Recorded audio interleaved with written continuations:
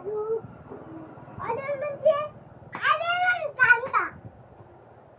इतकं सगळं येते म्हणजे ते चार कॉर्नर ना बाजू मॅडम मम्मी पाठवत नाही बरोबर